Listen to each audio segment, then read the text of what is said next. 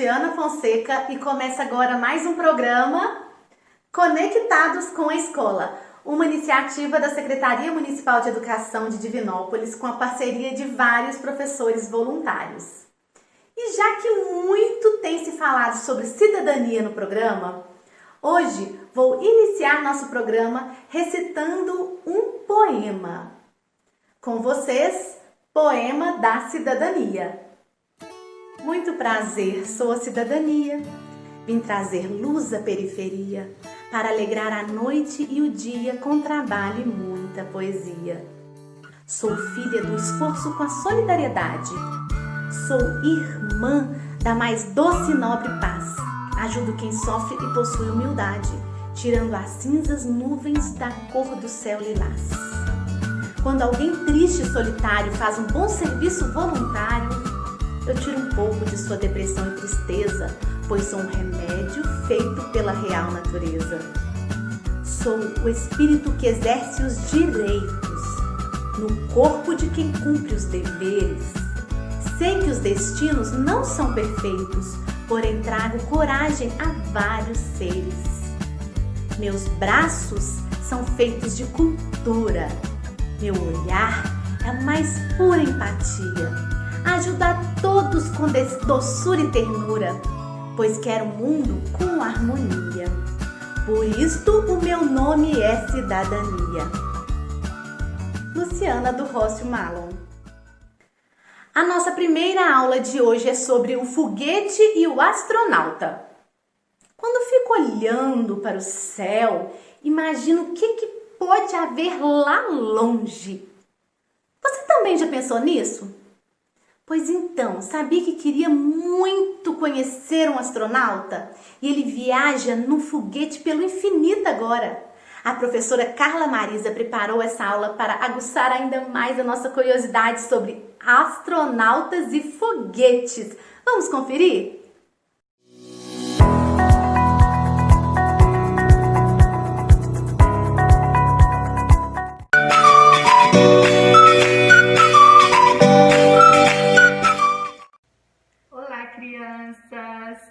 Hoje a nossa aula será muito divertida.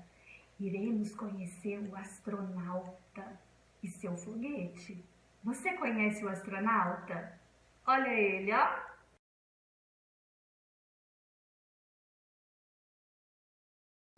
Pois bem, o astronauta, ele voa em seu foguete pelo céu, ou melhor, pelo espaço, onde tem a lua, as estrelas, o sol.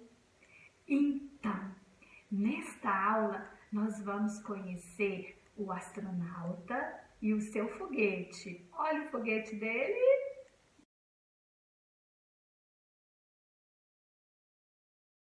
Isso mesmo, já conhecemos o astronauta e o foguete.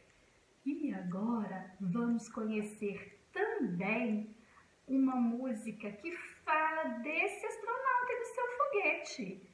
É a música da turma Caixa de Brinquedos. Isso mesmo, vamos cantar, vamos dançar, vamos brincar e aprender com esta música. Chame todos que estiverem aí pertinho de você para dançar também, para conhecer a música, que é muito bacana. E no final de tudo, depois que brincou, que cantou, que conheceu a música, que conheceu o espaço e o foguete e o astronauta, nós vamos fazer um brinquedo. Vai ser o foguete do astronauta. E o nosso foguete vai voar também, vocês vão ver. Vamos então conhecer a música agora?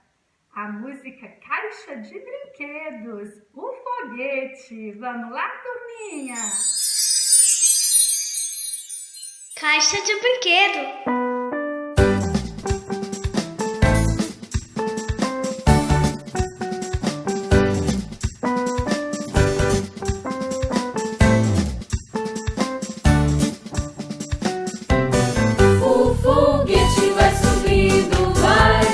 Vai levando o astronauta, vai.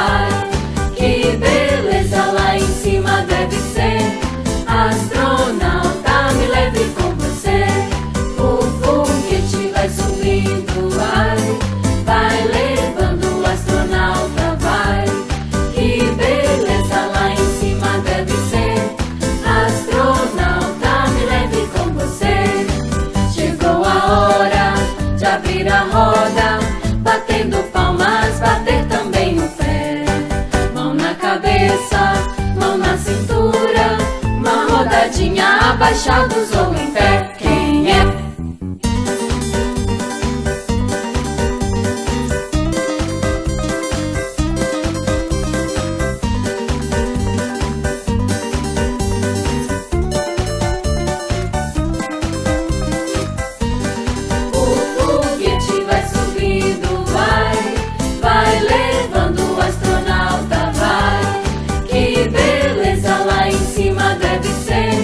Astronauta, me leve com você.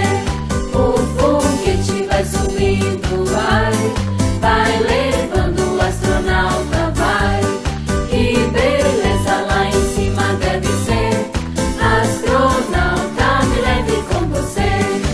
Chegou a hora de abrir a roda, batendo palmas, bater também no pé. Mão na cabeça, mão na cintura, uma rodadinha, abaixados ou em pé. Quem é?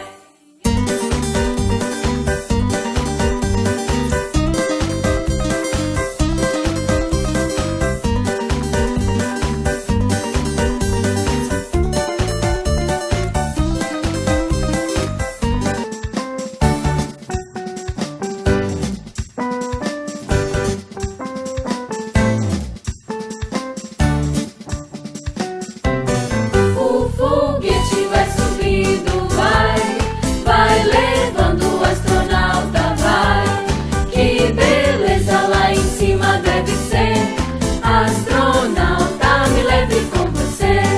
O foguete vai subindo, vai levando o astronauta, vai.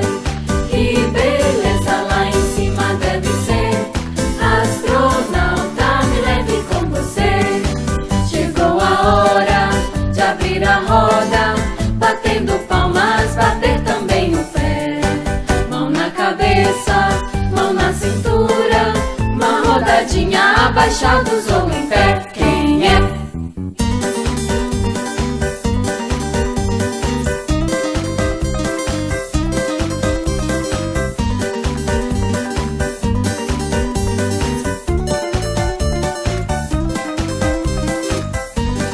O foguete vai subindo, vai levando o astronauta, vai.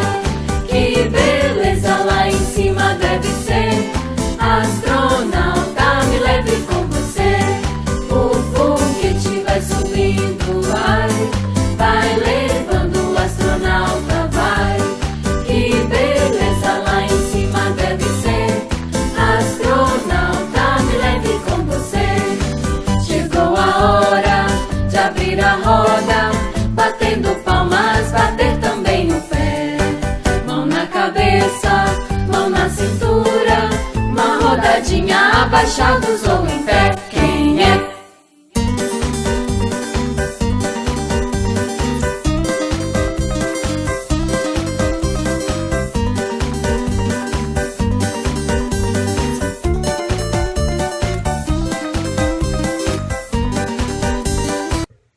E aí, pessoal, se divertiram muito? Dançaram? Viram o astronauta, o foguete, conheceu um pouquinho onde fica o espaço, brincou, aprendeu, se divertiu. Tenho certeza que se divertiram bastante, né, turminha? Agora vamos nos preparar para fazer o nosso foguete? Muito bem! Vamos precisar de papel para fazer o foguete, lápis de colorir, vamos precisar também de um canudinho, cola, tesourinha sem ponta e chame um adulto para te ajudar, tudo bem? Vamos lá?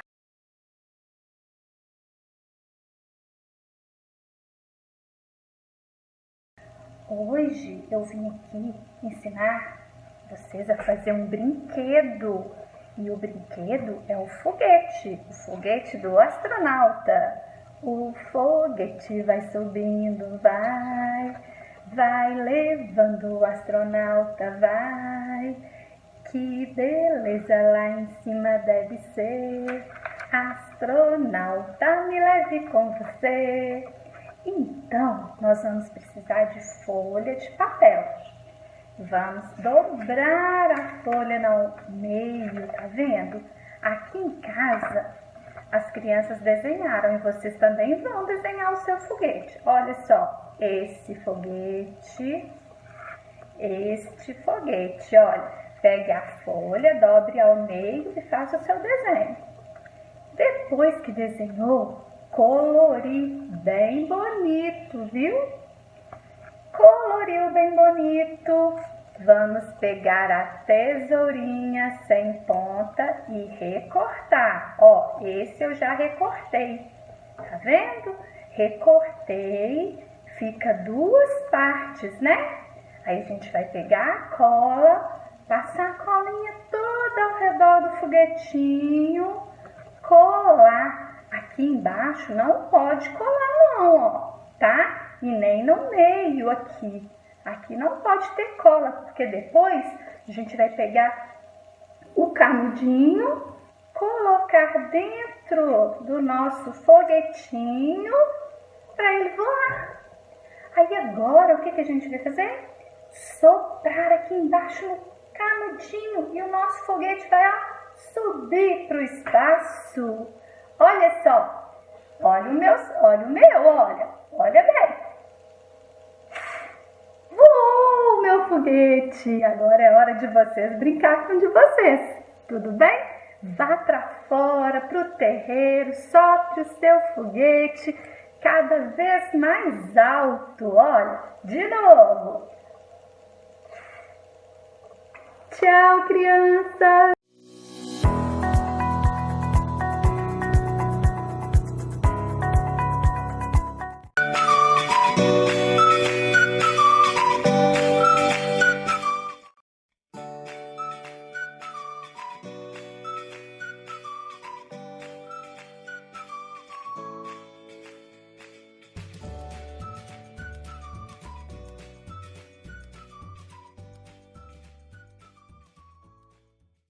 Você sabia que os direitos e deveres de um cidadão devem andar sempre juntos?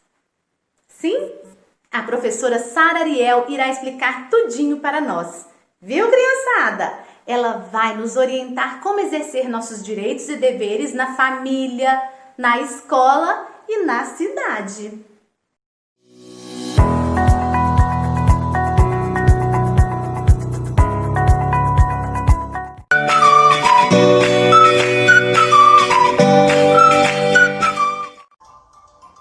Oi, criançada!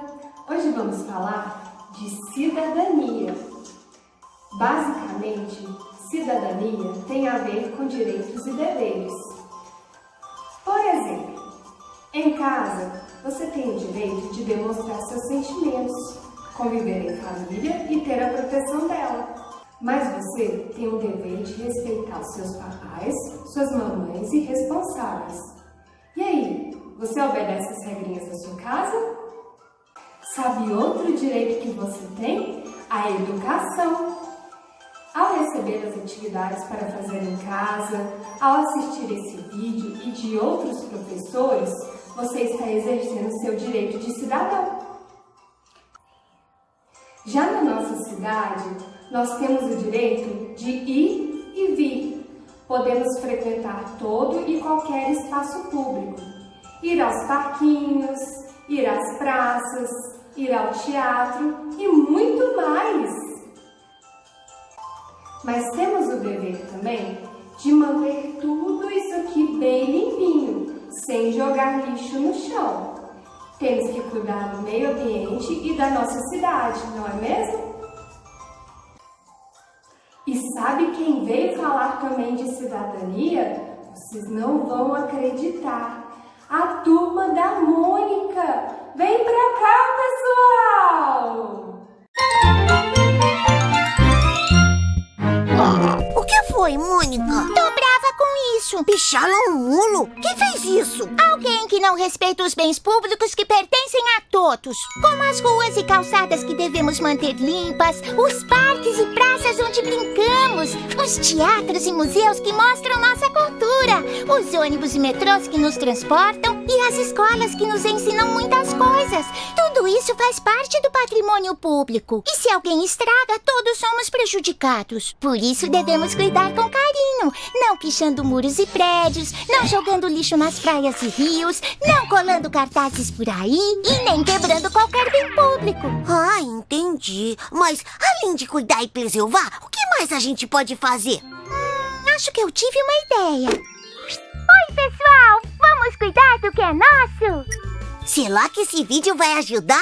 Claro! Se todo mundo colaborar, todos saem ganhando. E você, que tal começar agora? Esse vídeo é uma campanha do governo federal em parceria com Maurício de Souza, o criador da Turma da Mônica. Gostaram? Vocês pensam que acabou? Ainda não! Agora nós vamos aprender uma música bem legal com a turminha do tio Marcelo. Esse vídeo está disponível no YouTube, no canal Mala Malenga TV.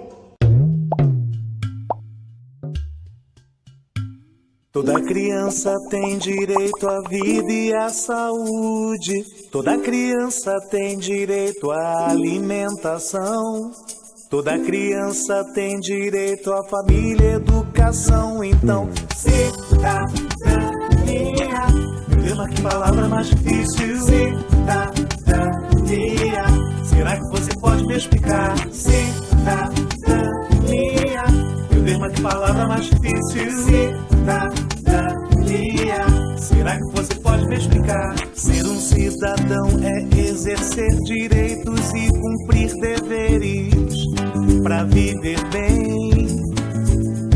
É ter direito à vida, à liberdade, à igualdade, à propriedade perante a lei.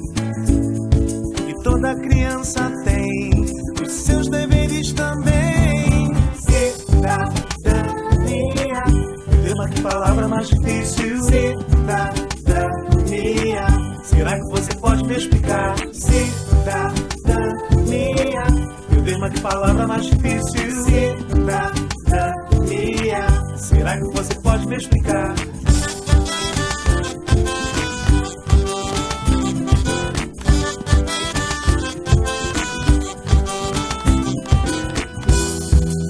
Mas não pense que é só ter direitos. Crianças têm deveres também. Então vamos aprender os deveres que a gente tem. Dever de respeitar pai e mãe, de cuidar dos mais velhos também, de aceitar o amigo, não importa o jeito que ele tem. Dever de proteger a natureza, não maltratar animais, de estudar e passar na escola para a vida ter muito mais. De cidadania.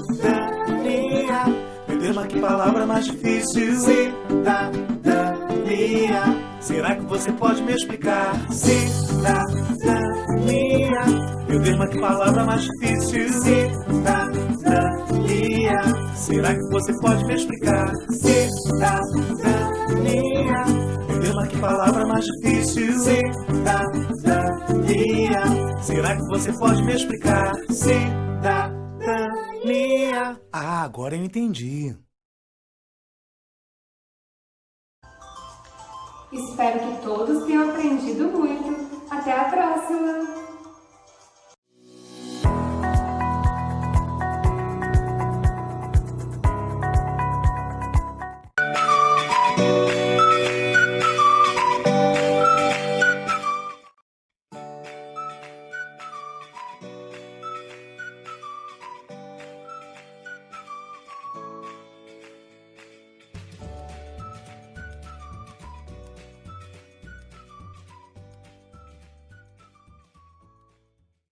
Gente, que bonito o nome da professora Sara, né? Sara Ariel. Me lembrou a Pequena Sereia, Ariel. Será que a mãe dela escolheu esse nome por causa da Pequena Sereia? Ah, eu não sei, né? Mas a história do meu nome eu sei muito bem. Mas em outra oportunidade eu conto pra vocês. Porque falando em história do nome, a professora Lília Cordeiro vai contar a história de um menino que não tinha nome. Ah, gente, mas ele não podia ficar sem nome, né? Então logo deram um nome lindo pra ele. Tate Calanque Catacan Quixilá Calanque. Achou bonito? Então vamos saber quem foi que escolheu esse nome pra ele. E depois da história, a professora Sinália Santos vai trabalhar com as letrinhas do nosso nome.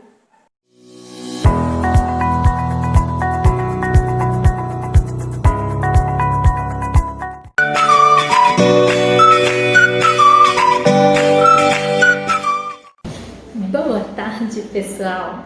Eu sou a professora Lília, trabalho na Escola Municipal São Sebastião e vim aqui hoje contar uma história para vocês. Eu vou te contar uma história, agora atenção, que começa bem no meio da palma da tua mão. Dentro dela tem uma linha ligada ao coração. Quem sabia dessa história antes mesmo da canção? Da tua mão, da tua mão, da tua mão. A história que eu vou contar, ela é uma adaptação da história da Bia Bedrão. A história se chama Tate Calanque Catacan Quixilá Calanque. Achou estranho, né? Pois é isso mesmo, é o nome da história. Vou repetir. Tate Calanque Catacan Quixilá Calanque. Era uma vez 2 meninos.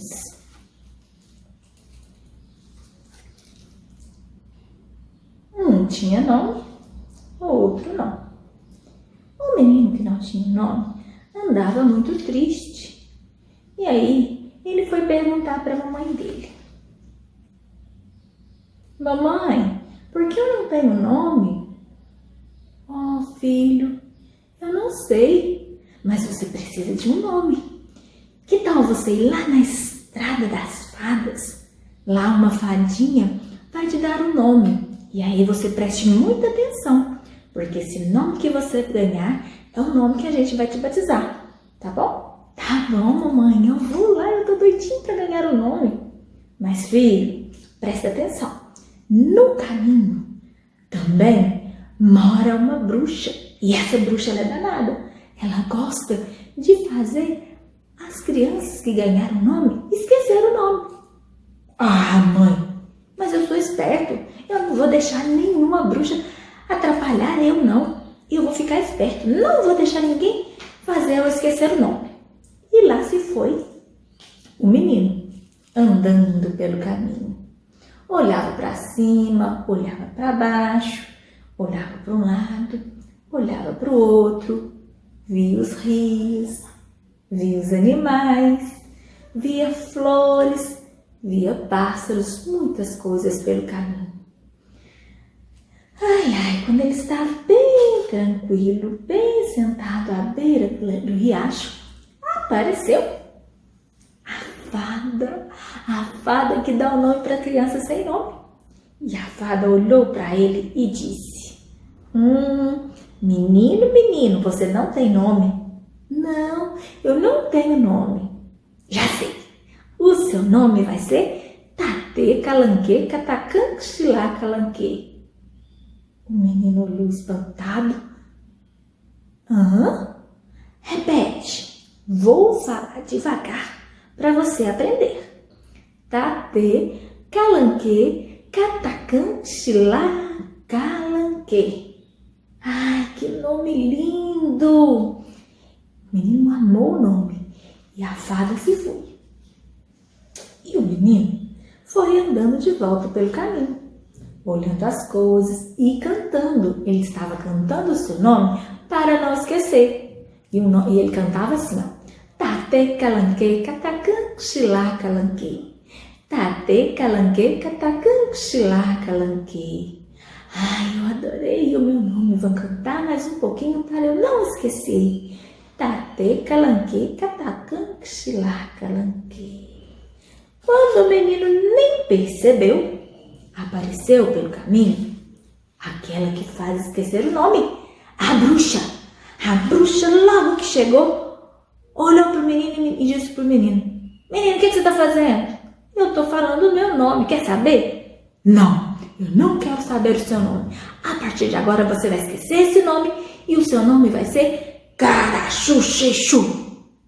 O menino olhou para a bruxa, estranhou e acabou esquecendo o nome que a fada deu. Repete, menino. Carachuchechu. Ah, dona bruxa, eu até gostei desse nome. Acho que eu vou ficar com esse mesmo. E a bruxa, na hora, a bruxa desapareceu em uma nuvem de fumaça. E o menino foi embora falando aquele nome que a bruxa lhe deu. Carachuchechu, Carachuchechu, Carachuchechu, Carachuchechu. Mas a fada percebeu que o menino tinha esquecido o nome e deu logo o seu jeito de aparecer de novo e falou assim: ah, seu menino danado, você esqueceu o nome que eu te dei? Aí na hora o menino esqueceu também o nome que a bruxa deu e não lembrava nem do que a fada deu, nem do que a bruxa deu. E aí a fada foi e falou: o seu nome, menino, é Tatê Calanquê Catacanque Xilá Calanquê. Ah, lembrei, dona fada. É Tatê Calanquê Catacanque Xilá Calanquê. Isso mesmo, menino. Agora você vai andando e repetindo várias vezes o seu nome para quando você chegar perto da sua mamãe você saber dizer. E lá se foi o menino cantando o seu nome. Tatê Calanquê Catacanque Xilá Calanquê. Tatê Calanquê Catacanque Xilá Calanquê. Tatê Calanquê Catacanque Xilá Calanquê. E o menino chegou em casa e foi logo gritando: Mãe! E a mãe respondeu: que foi, menino? Eu ganhei um nome muito lindo. E qual é o nome, menino? O nome é difícil, mamãe. O nome é Tatê Calanquê Catacanque Xilá Calanquê.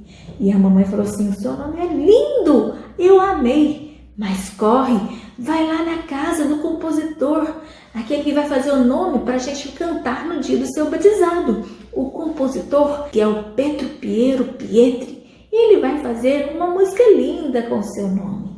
E lá se foi o menino na casa do compositor. E o compositor já foi logo falando: já sei. Ah, menino, você quer uma música, não é? Quero sim, eu quero uma música pro meu nome. E o meu nome é Tatê Calanquê Catacanque Xilá Calanquê. E o compositor falou assim: pode deixar, menino. Pode deixar que eu vou fazer uma música muito linda que vocês vão cantar no dia do seu batizado. E lá se foi o menino feliz. E no dia do batizado, tava lá o compositor com a música pronta. E a música era mais ou menos assim, ó. Menino que não sabe o nome, mas vai ter que aprender. Vai lá na estrada das fadas que a fadinha vai dizer que é Tatê Calanquê Catacanque Xilá Calanquê. Que é Tatê Calanquê Catacanque Xilá Calanquê. Quem inventou essa história foi o tal do tio Janu. E é o mesmo que inventou o Carachuchechu. Chechu, chechu, Carachuchechu. E quem não cantar direito ganha um saco de imbu. E quem não cantar direito ganha um saco de imbu. Que é Tatê Calanquê Catacanque Xilá Calanquê. É Tatê Calanquê Catacanque Xilá Calanquê. E assim termina a história. Ficou feliz o menino, que não tinha nome. Ficou feliz a mamãe, porque agora tem um nome para chamar o seu filho. Ficou feliz todo mundo que ficava perto desse menino, que era amigo desse menino, porque agora sabia que ele não era mais um menino sem nome, e sim o Tatê Calanquê Catacanque Xilá Calanquê. Quem gostou da história, bata palmas. E essa história, gente, entrou pela porta, saiu pela janela. Quem quiser, que bata palmas para ela. Um beijo, pessoal. Olá, crianças, tudo bem? Eu sou a professora Sinália e também trabalho na Escola Municipal São Sebastião. Eu quero saber quem que gostou de ouvir a história contada pela professora Lília. Ah, daquele menininho que não tinha nome, mas que ao final a fadinha dá um nome para ele muito difícil. Mas o importante é que ele também ganhou um nome, não é mesmo?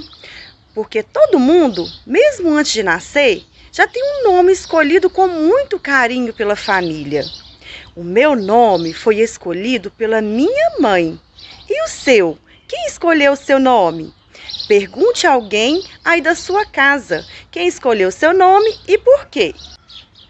Agora eu vou ensinar 2 brincadeiras bem legais para vocês fazerem com o nome de vocês. Chame alguém para ajudar e divirtam-se.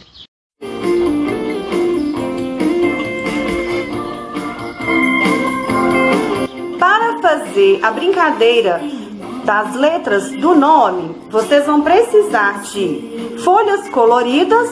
Aqui eu estou usando EVA preto, rosa para recortar as letras. E aqui a folha amarela para colar. Caso vocês não tenham folhas coloridas, pode riscar as letras em papelão ou mesmo recortar de revistas. Também tesoura, o lápis para riscar e a cola. Ah, é muito importante que as letras sejam bastão, a letra maiúscula. Para confeccionar a ficha com o nome da criança, vocês irão riscar o nome uma vez no rosa e uma vez no preto. O importante é que a letra seja bem firme. Depois das letras recortadas, vocês vão colar uma cor. Eu arrumei uma superfície com a cor diferente das letras.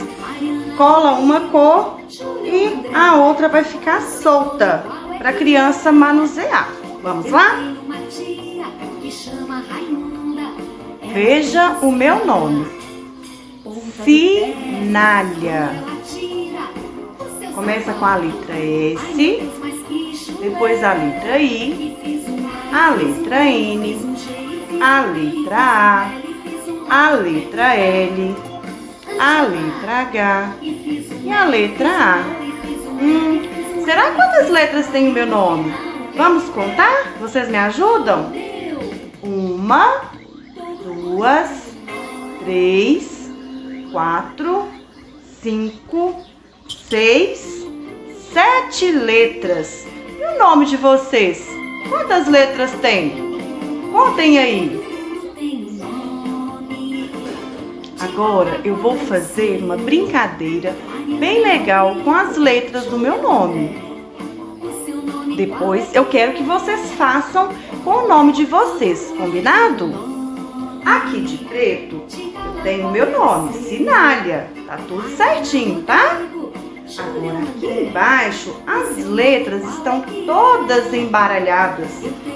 Vocês me ajudam a colocar as letras no lugar certo? Então vamos lá? A primeira letra do meu nome é a letra S. Onde será que está a letra S aqui?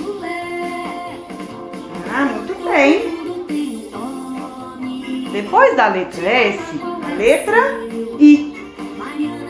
Onde será que está a letra I? Ah, tem a letra I. Depois da letra I, a letra N. Onde será que está a letra N aqui? Isso. Depois da letra N, tem a letra A. Onde será que tem a letra A aqui? Isso. Depois da letra A, tem a letra L. Onde será que está a letra L aqui? Muito bem. Depois da letra L, tem a letra H. Qual é a letra H aqui? E por último, a letra A. Ao desembaralhar as letras e colocá-las no lugar correto, eu formei o meu nome outra vez, só que agora cor de rosa. Olha que brincadeira divertida que dá para fazer com a primeira letra do nome. Vocês vão pegar uma bandejinha ou um prato, colocar dentro areia ou farinha e escrever muitas vezes a primeira letra do seu nome. A minha é a letra S. Veja como vai ficar. Mariana, Rodrigo, Júlio, André, o seu nome qual é que é? Eu tenho uma tia.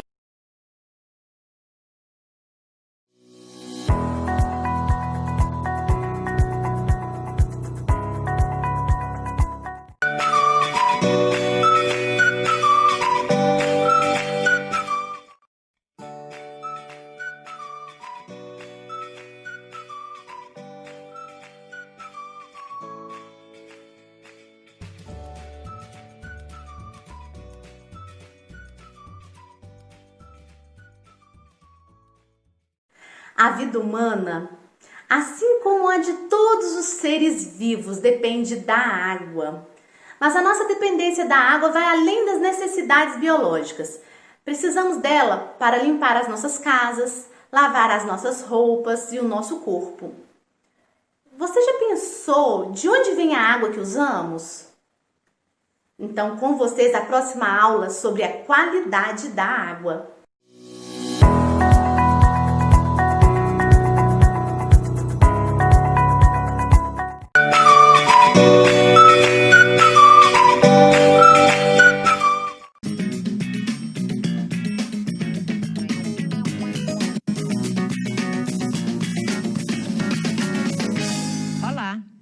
Estou aqui hoje com você para mais uma aula de ciências. Eu sou a professora de ciências Leonora. Estarei com você ministrando uma aula hoje cujo tema é qualidade da água. Já trabalhamos nas aulas anteriores sobre água. Hoje nós vamos falar da qualidade da água. E eu quero que com essa aula você possa identificar esse percurso da água até chegar à sua casa, identificar os processos que ocorrem durante o tratamento da água, conhecer o tratamento de água e a preservação do meio ambiente. Então, o tema de hoje é sobre qualidade da água. Iremos tratar sobre tratamento da água, a qualidade da água, qual é a água boa para beber. Fique ligado, porque você vai gostar do assunto. Bom, a água, nós já vimos na aula anterior que ela está presente por toda a parte. A água, ela está não só mesmo na forma que você vê, de forma líquida. Às vezes a gente imagina a água só no estado líquido. Não. A água, ela pode estar no estado sólido, que é na forma de gelo.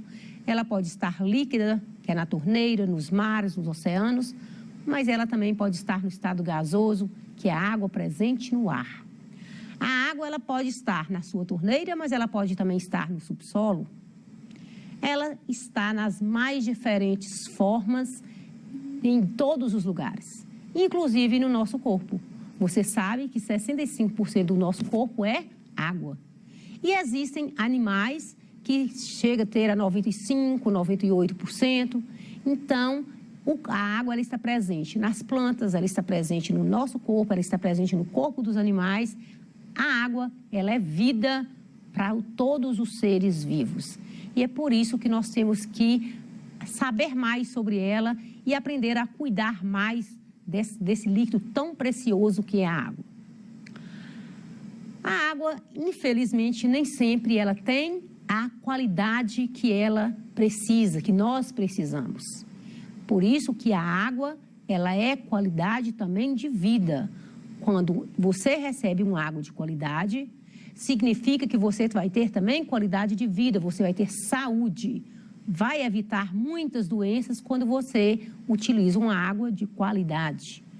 Então, todos os seres vivos dependem de forma direta ou indiretamente da água, e ela não é usada somente para a nossa higiene, para a nossa limpeza, mas a água, ela é fundamental em todos os sentidos. Ela é fundamental nas indústrias, nos laboratórios, ela é fundamental para as plantas, ela está presente no nosso corpo e ela é também o nosso alimento. Nosso corpo necessita de água e por isso nós vamos ver que ela precisa de ter qualidade. Uma água, quando ela não tem qualidade, precisamos buscar essa qualidade. Então, por isso que a gente tem que ficar atento, sempre observando a qualidade da água, se ela é realmente uma água boa para beber, boa para ser consumida. Chamamos de uma água potável, aquela água boa para beber. É uma água limpa, não tem impurezas, não tem micro-organismos. É uma água que você pode dizer que ela não tem cheiro, ela é uma água que vai te fazer bem, que vai ser uma água para a sua saúde, que não vai te proporcionar nenhuma doença, não vai causar nenhum dano à sua saúde. Então, essa é o que a gente chama de água potável. Ela é encontrada, infelizmente, em pequena quantidade, nós não temos disponibilidade de água potável em grande abundância, por isso que muitas vezes nós temos que usar de recursos para transformar essa água que chega dos rios, das nascentes, em uma água potável. E isso vai ser das diferentes formas, como, por exemplo, utilizar o tratamento de água que abastece a cidade. Chegando na sua casa, ela tem que ser filtrada. Às vezes, em lugares que não tem filtro, é necessário que ela seja fervida. Então, quando essa água ela não é potável, você tem que fazer com que ela seja potável. E você pode utilizar recursos disponíveis, mas desde que você consuma uma água de qualidade. Nós temos uma água que é muito usada em laboratório, em fábricas, que a gente chama de água destilada. O que é uma água destilada? Eu vou te dizer que uma água destilada é aquela que só tem H2O. Ela é desprovida de sais minerais. Então, se você pegar uma água destilada e você for a fazer a análise, você só vai encontrar a molécula H2O, hidrogênio e oxigênio, mais nada. Então, essa água destilada, você já sabe, você já deve ter até percebido quando você coloca a água para ferver e você coloca a tampa. E aí a tampa fica toda molhada. Você já provou aquela água? Na aula anterior, nós falamos que a água passou do estado gasoso para o estado líquido, que foi a condensação da água. Então, eu te pergunto, você já provou, você já tomou um pouquinho da água condensada, da tampa da chaleira? Você vai ver que ela não tem gosto. Ela é uma água bem leve, ela não tem sabor nenhum. Então, é uma água que é desprovida dos sais minerais, ela só tem a molécula H2O. Uma outra coisa também é a água da chuva. Nós não falamos aqui que a água evapora dos rios, sobe até a atmosfera, lá ela encontra uma camada fria, passa do estado gasoso para o estado líquido, que é a condensação, e que esses líquidos vão acumular nas nuvens e quando estão pesadas, cai para nós em forma de chuva. A água da chuva é uma água destilada. É uma água pura, mas não é uma água boa para ser consumida. Por quê? Porque a chuva, primeiro, só tem moléculas H2O, não tem sais minerais nessa água, e os sais minerais é importante, é fundamental no nosso corpo. E também a água destilada da chuva, ela passa pela atmosfera, que passa por poluição, ela às vezes passa no telhado da sua casa, que também está contaminado, está cheio de impurezas, então é necessário que ocorra o tratamento daquela água da chuva. Então ela não é uma água, mesmo ela sendo destilada, ela não é uma água boa para consumir. E existem a forma também de adquirir uma água destilada, que é através dos destiladores, que são instrumentos, são aparelhos que se usa para destilar a água, transformar a água que está, às vezes, contaminada ou rica em sais minerais, em apenas água que contém H2O. Então, para os laboratórios, para as indústrias farmacêuticas, Essa água é muito utilizada porque ela é desprovida de sais minerais e desprovida de qualquer outra substância. Somente a molécula de hidrogênio e de oxigênio que se encontra presente na água destilada. A água mineral você já ouviu falar, porque é uma água proveniente das minas.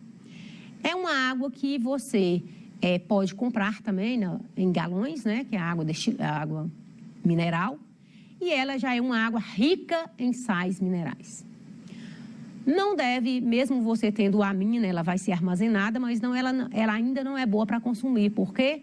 Porque o próprio solo ali, ela contamina a água. Então, ela saindo das nascentes, ela tem que ser cuidada para que ela não se contamine. Porque se ela for armazenada ali em um poço, em uma represa, essa água passa por processos, né, de passar pelo solo, e o solo pode contaminar essa água.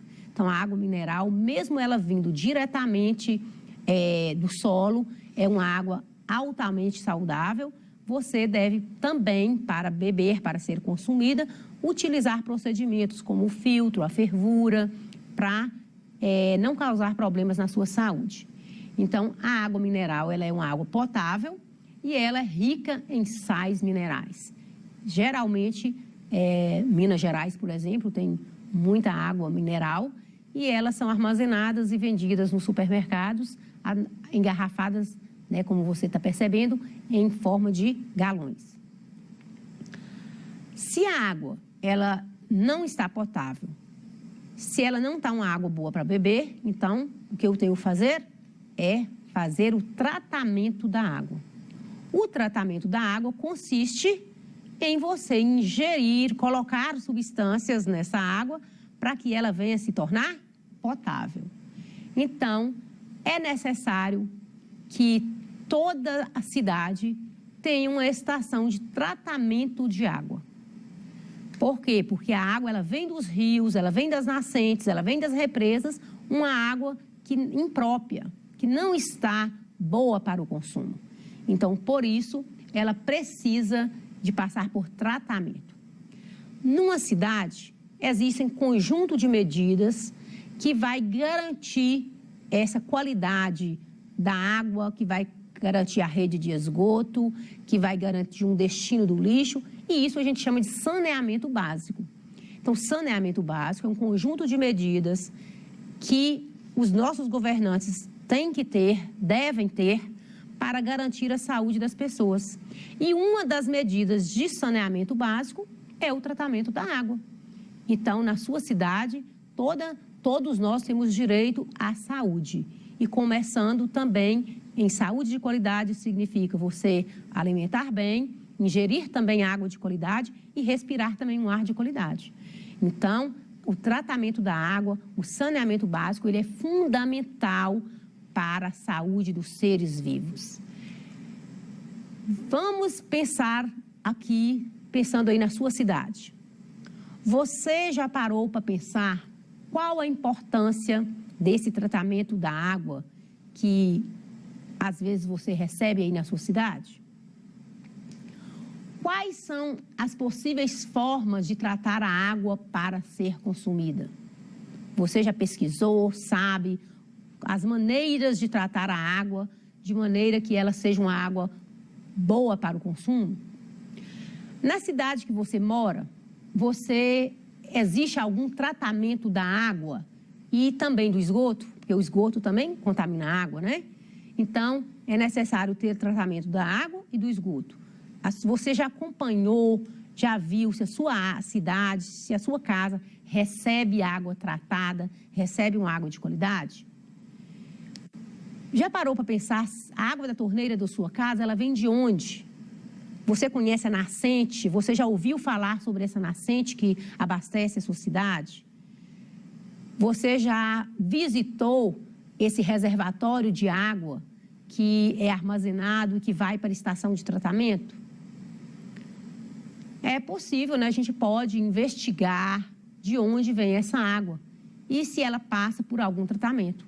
Esse é a sua tarefa de fazer de agora para frente. Procure saber se a água que chega na sua casa, se ela é uma água tratada, se ela é uma água de qualidade. Por que a água tem que ser tratada? Porque, na verdade, a água ela vem cheio de impurezas, ela nem sempre está nas condições de ser usada pela população. Então, por isso, ela tem que passar por um tratamento e, por isso, essas águas elas são levadas para reservatórios para que ela passe por algumas etapas de tratamento. Então, a água, nem sempre você percebe se a água, só pela aparência dela, se ela está contaminada ou não, se ela está própria para o consumo ou não. Porque nem sempre a aparência da água vai te dizer se ela está contaminada. Às vezes você olha uma água limpa, translúcida, né, transparente, sem cheiro, e quando você vai analisar, aquela água está cheia de micro-organismos. Então, nem sempre a aparência da água diz se ela pode ser tratada ou não. Por isso, é sempre bom zelar pelo tratamento da água. Quando você vai conhecer mais sobre o tratamento da água que passa pela sua cidade, você vai deparar com algumas etapas de tratamento da água. Por exemplo, existe a pré-cloração, que é o que a gente chama que vai adicionar o cloro na água. Então, a água da sua cidade, ela veio lá de uma nascente, ela foi armazenada em uma determinada represa, em um determinado reservatório. De lá daquela represa, ela vai dirigir para a estação de tratamento. Chegando na estação de tratamento, o primeiro momento, ela vai receber uma pré-cloração. É quando adiciona o cloro para oxidar os metais, como, por exemplo, o ferro. Então, acaba oxidando e esse ferro fica mais visível. E aí vai acontecer o processo de floculação. Vai adicionar o sulfato de alumínio na água para que venha movimentar essa sujeira de uma maneira que ela se agrupe em flocos, para depois ela passar por um processo chamado decantação. A decantação é quando os flocos de água, os flocos que originaram lá quando colocou o sulfato de alumínio, eles ficam mais pesados, então a tendência deles é descer. Ele desce e a água fica de cima, ela fica menos com impurezas. Então, é a decantação, a sujeira vai para o fundo do filtro. Depois passa pela filtração, onde ela vai passar por grandes filtros, constituídos por camadas de areia e pedra, que vai ocorrer a filtração. Por fim, vai passar pela cloração, que vai adicionar o cloro na água para matar as bactérias e também adicionar o flúor, que vai ser muito importante para a cárie dentária. Então, é necessário você conhecer o reservatório de água da sua cidade, conhecer a nascente, saber de onde vem realmente essa água, se ela é uma água de qualidade. Como saber se uma água está contaminada? Verifique se ela está turva, se ela possui cheiro, se ela tem partículas, se ela tem presença de lama, de alguma coisa sólida. Aí você percebe se ela está contaminada ou não. Lembrando que, como eu disse, nem sempre a aparência da água significa que ela está pura. Às vezes ela está contaminada. E existe, um filtro, que a gente chama de filtro caseiro, que você pode construir aí na sua casa, e eu vou te passar as dicas. Você vai utilizar uma garrafa PET, você vai usar uma tesoura, um chumaço de algodão, areia fina, areia grossa, cascalho fino, cascalho grosso e água barrenta. Então, você vai utilizar esses materiais e construir aí um filtro caseiro. Então, você vai cortar a garrafa PET, vai fazer uma vedação com algodão, coloca uma camada de areia, coloca cascalho, coloca até o carvão mesmo, e você vai colocar uma água um pouco mais suja e tentar filtrar. Você vai perceber, aí nesse caso o seu filtro está pronto, e você vai perceber o que vai acontecer. Então, quando você utiliza, fica mais ou menos dessa forma da imagem, você pode filtrar a água, mas ainda não é uma água boa para beber não, tá? Essa água, ela ainda tem que passar por fervura, por filtro, porque ela ainda não é uma água, ela está uma água filtrada, mas ela pode estar contaminada. Mesmo a água que você recebe da estação de tratamento, ela tem que passar por um filtro, porque ela se contamina na própria rede que encana a água e a própria torneira da sua casa, às vezes na própria caixa de água da sua casa. Então, esse experimento é um experimento simples que você pode realizar e você pode depois conversar com a gente sobre esse resultado aí, como que você construiu o filtro caseiro e o resultado desse filtro. Vou deixar aqui algumas atividades para você, que você vai pegar essas atividades, de acordo com o que você aprendeu, você vai resolver essas atividades e você vai gostar, porque vai comprovar se você realmente compreendeu a aula de hoje. São 3 atividades, certo? E essas atividades vai estar aí bem disponível para vocês e vocês vão fazer, é uma tarefinha aí para casa, não deixe de realizar as atividades e também tente fazer aí o filtro caseiro na sua casa que você vai gostar. Espero que você tenha gostado da aula, até a próxima e te aguardo aí, se Deus quiser.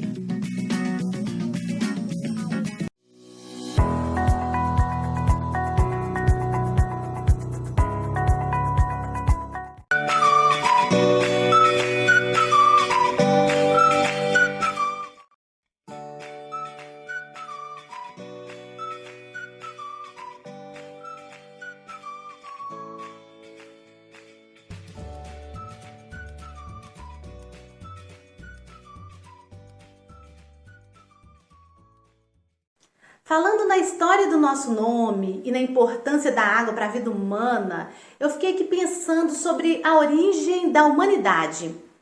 É muito doido pensar nisso, né não? Como assim, gente? Como surgiram os primeiros habitantes da humanidade? Já sei quem vai nos explicar direitinho isso. O professor Lúcio Campos sabe e vai nos dar uma bela aula sobre esse assunto.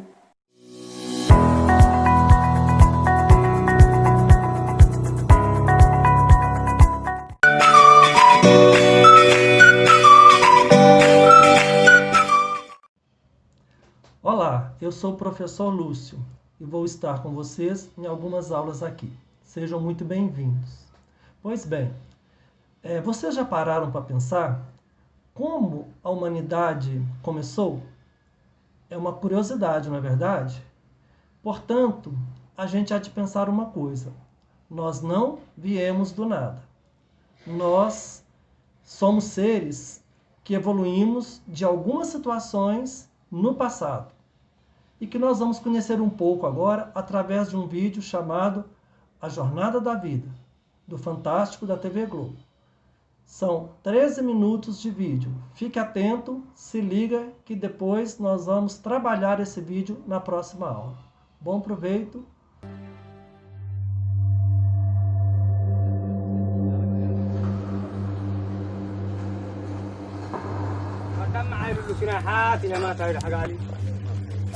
Tribos que têm território, mas não têm parada fixa.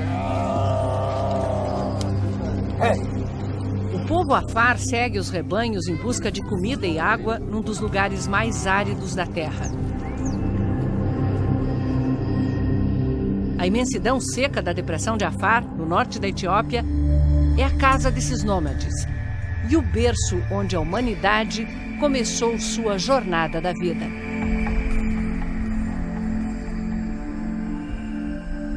Foi aqui, nesse canto isolado do leste da África, que a mais incrível das espécies da Terra evoluiu e foi daqui que se espalhou por todo o resto do planeta. Por isso, não faz diferença qual é a cor da sua pele ou dos seus olhos, em que país você vive, que língua você fala. Não importa em qual Deus você acredita. Lá no começo da sua árvore genealógica estão os primeiros humanos que pisaram este chão. Em nenhum outro lugar foram encontrados tantos ancestrais humanos. Só aqui, no Vale do Rift, 11 espécies que nos separam dos macacos em 6 milhões de anos de evolução. É uma uma fenda de centenas de quilômetros aberta pelo movimento de duas placas da crosta terrestre que estão se separando alguns milímetros por ano há 25 milhões de anos. No tecido rasgado do planeta, fósseis de muitas épocas contam a história da vida. Essa camada na qual eu estou pisando aqui é lava solidificada de uma erupção vulcânica de mais de 3 milhões de anos. Conforme ela foi erudindo, foi expondo os fósseis ainda mais velhos do que essa erupção. Tudo isso aqui que parecem pedras brancas são, na verdade, os restos, os fósseis de uma tartaruga gigante. São tantos fósseis expostos que em alguns pontos é impossível caminhar sem topar com ossos de milhões de anos. Até uma leiga reconhece um fóssil. É de um elefante. Quem explica é uma das maiores autoridades em evolução humana, Johannes Haile Selassie. Logo adiante, ele identifica o cotovelo de um ancestral do hipopótamo. Pedaço em pedaço, o esqueleto inteiro deslizou pela encosta. E esse pequenino, o que é? Um dente de crocodilo. Isso nos diz que 3 milhões e 400 mil anos atrás havia água aqui. O ambiente era muito diferente quando a espécie humana surgiu. Não é como hoje que existem casas, ruas. Eles viviam junto com os animais. Eles morriam e viviam com o resto da natureza. Onde havia um grande lago, o geólogo americano Jonathan Wynn mostra as camadas de sedimentos acumuladas ao longo de milhões de anos, cada uma recheada de fósseis de uma época. A equipe dele perfura até 600 metros de profundidade e traz à superfície amostras do solo. Quanto mais profundas, mais antigas. Nelas, fósseis de conchas e restos de seres vivos. Essas camadas não foram expostas à chuva e aos ventos, e com elas podemos ter muitas informações sobre o ambiente e o clima daquela época.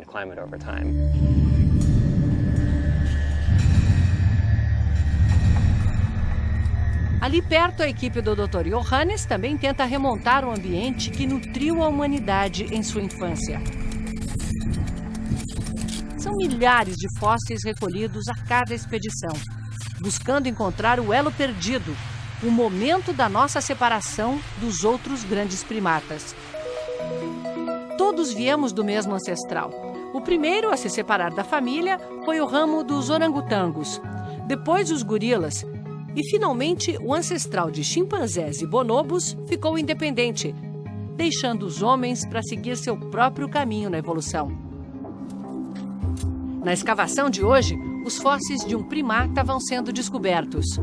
Uma pontinha de dedo aqui, um pedaço da mão ali. Com isso, eles já concluem. É da família dos babuínos. Aqui nesse pedacinho ele acabou de achar um pedaço do rabo desse ancestral do babuíno.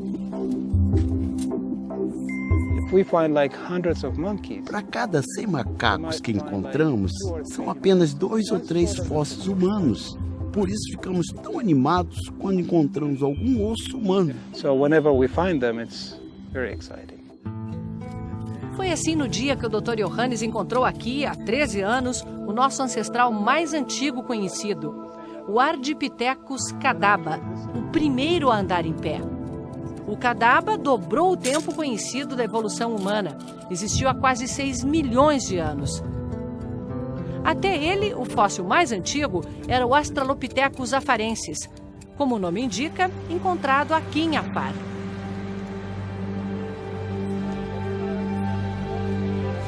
Uma mulher, Lucy, que virou símbolo da evolução humana. Era pequenina, parecia uma chimpanzé em pé. Lucy está no Museu Nacional de Addis Abeba, capital da Etiópia, sob os cuidados de Berhane Asfaw, que é a maior autoridade do mundo em evolução humana. Esses são os fósseis originais da Lucy, a Australopithecus afarensis, que ficou conhecida como a mãe da humanidade. Lucy é única, porque não é só um osso, uma articulação. É um esqueleto, da cabeça aos pés. 40% de um esqueleto humano. E isso é extremamente raro. O pesquisador que a encontrou estava caminhando e tropeçou neste osso. Depois achou o resto. Eram os anos 70 e os pesquisadores batizaram o fóssil com o nome tirado da música dos Beatles que ouviam no acampamento. O esqueleto de 3 milhões de anos, tão bem preservado, revelou muito. Por causa da Lucy, sabemos as proporções do corpo. Pernas curtas, braços longos. Isso era completamente desconhecido. Ela estava no meio de uma caminhada de 6 milhões de anos, do Ardipithecus até nós. Pernas foram ficando mais compridas, os braços mais curtos, o andar mais ereto. Perdemos os pelos no corpo e ganhamos cabelos longos. O ponto crucial dessa transformação foi há 2 milhões de anos, quando o Homo habilis aprendeu a usar pedras como ferramentas.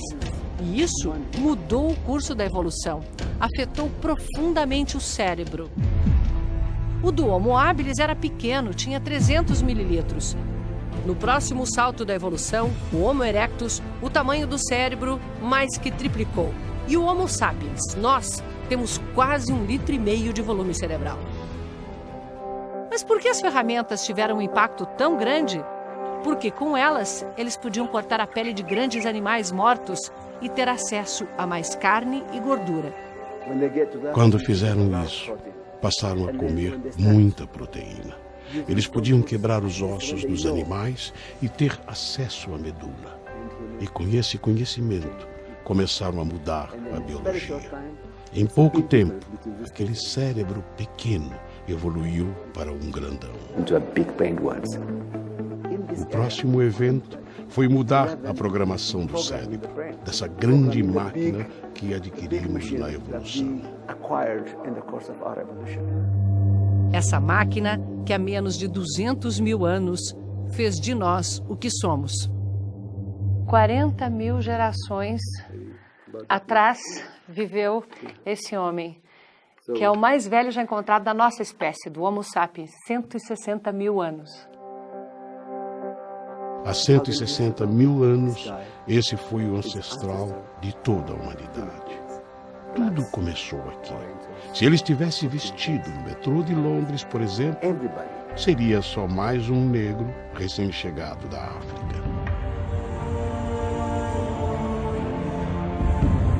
O povo Afar é o que ficou no berço da humanidade. No acampamento, os jovens se enfeitam. As mulheres com tranças muito elaboradas. Os homens usam manteiga de leite de cabra para soltar os cachos. O cabelo é a vaidade desse povo que não tem bens materiais além dos rebanhos. Um conceito de beleza diferente. Na adolescência, os dentes são lixados para ficarem pontudos, os sorrisos afiados. As crianças se divertem com as diferenças.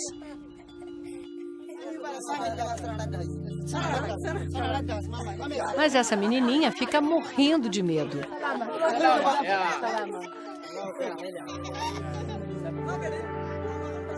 Vejo muitos jovens e crianças, poucos adultos. A expectativa de vida aqui é de 37 anos, uma das mais baixas do mundo. Os Afar são muçulmanos, mas praticam a religião com características bem próprias. As meninas podem se casar a partir dos 10 anos de idade. O almoço coletivo ainda está no fogo quando começam as danças. As mulheres no lado do acampamento. Esses sutiãs, meio antigões, são usados só porque estamos aqui. Os homens dançam lá do outro lado. As músicas são poucas frases, repetidas e ritmadas.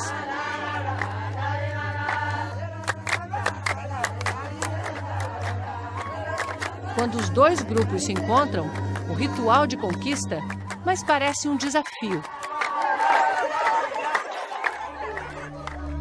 Quando acaba, os rapazes saem em fila, fazendo a dança de guerra.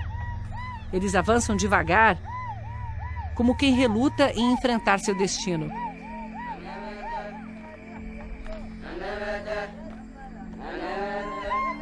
Alguns deles têm nas mãos os cajados de pastores.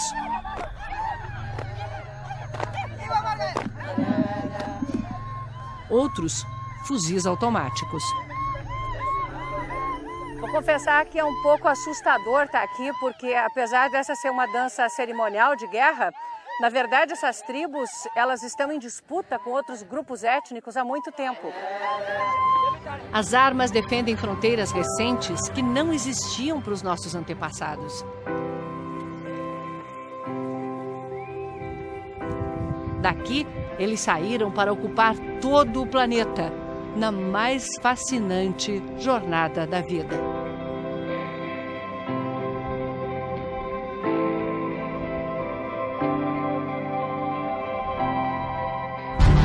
Essa mulher ficou conhecida como Luzia, a primeira brasileira. Semana que vem, vamos conhecer os lugares onde os primeiros brasileiros viveram e as histórias que deixaram para trás. Olá, eu sou o professor Lúcio, da disciplina de História. Estaremos nesta aula discutindo a origem do homem no mundo, uma jornada fantástica que vale a pena conhecer. Em primeiro lugar, nós vamos destacar que é possível conhecer a origem do homem através da ciência. Para isto, existe a arqueologia e a história, duas ciências que se completam, não é verdade? Pois bem, quanto mais distante fica o passado em relação ao presente, algumas pessoas pensam é impossível saber o que aconteceu há tanto tempo atrás, há milhões de tempos atrás. Só que hoje a ciência tem muitas ferramentas, tem muitos meios de identificar situações que foram vividas no passado e que sobraram vestígios, sobraram marcas desses homens, dessas civilizações, desde fósseis, pinturas rupestres, ferramentas de pedra, uma série de evidências que comprovam que a jornada humana aqui na Terra, ela é fantástica, ela é de milhões de anos e ela está em constante mudança. Por isso, o vídeo A Jornada da Vida, lá do Fantástico da TV Globo. Bom, então sabendo da importância da ciência para conhecer o passado, quando eu digo ciência, eu estou falando especificadamente de duas áreas do conhecimento, a arqueologia e a história. Outra coisa, o homem não surgiu do acaso, mas da evolução de primatas, que são mamíferos que deram hoje origem a vários tipos de macacos. Só para termos uma ideia, hoje há catalogado quase 300 espécies diferentes de macaco. E é um equívoco pensar que nós viemos dos macacos. Muito equívoco, isso é errado, não é certo. Como assim? Nós somos primatas igual ao macaco, porém nós evoluímos para o gênero Homo. O macaco estagnou ali no que ele é. Ele não desenvolveu a fala, ele não desenvolveu o andar sobre duas pernas, ele não desenvolveu habilidade com as mãos de fabricar ferramentas, como o homem fabrica. Ele não desenvolveu a sociedade. Vocês podem perceber que os animais estão no mundo hoje desde como eles eram no passado. Eles não criaram sociedades, eles não criaram cidades, eles não inventaram, não criaram agricultura, não criaram a pecuária, enfim, eles não modificaram o meio em que eles estavam.